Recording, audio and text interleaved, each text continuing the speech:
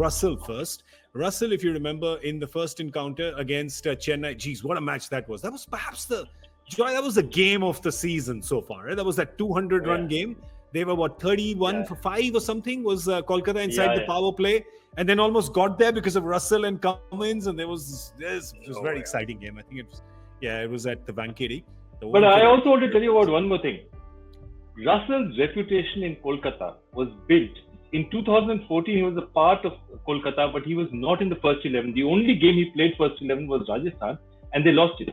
So when Kolkata won the IPL in 2014, Russell was not a part of the 11. What happens after that is Shakib goes off he has to play international cricket. It's the Champions League, and it's a match against who? Chennai. And Chennai scored 150 odd, Kolkata losing it 78 for 5. Andre Russell comes in, smashes the bowling all over the place and wins the match. So Chennai has always been his happy hunting ground. Chennai was his introduction or his ceiling the Kolkata first 11. So he averages 47 against Chennai, and averaging 47 from the position where he bats is a lethal average. I mean, because he tends to get out as well. So he loves Chennai, and he probably look at it and say that this is the kind of attack. And remember one more thing, Chennai doesn't have an express attack. It's not a lot of bowling out here. That's not the kind of team they are. There are a lot of bowlers who move it around. They're clever, they're smart, but they're not expressways. They're not Nokia bowling out here or Rabada bowling out here.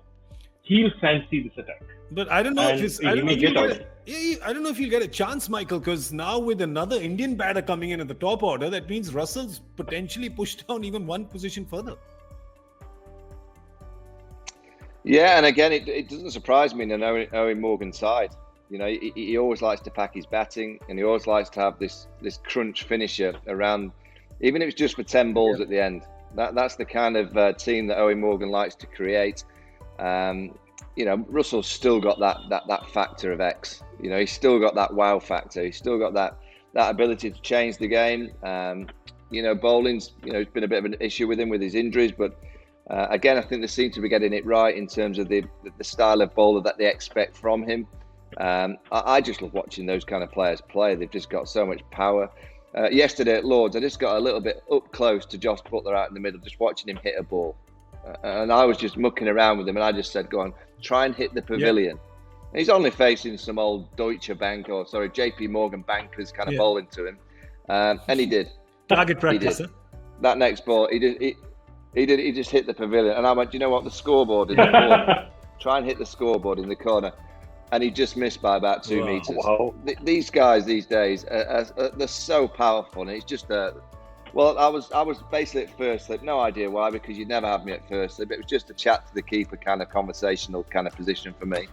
And to see up close someone like Butler hitting a cricket ball, it's different from when I played, I have to say. It's just a different sound, different technique, and it's pure striking. And Russell's in that same category.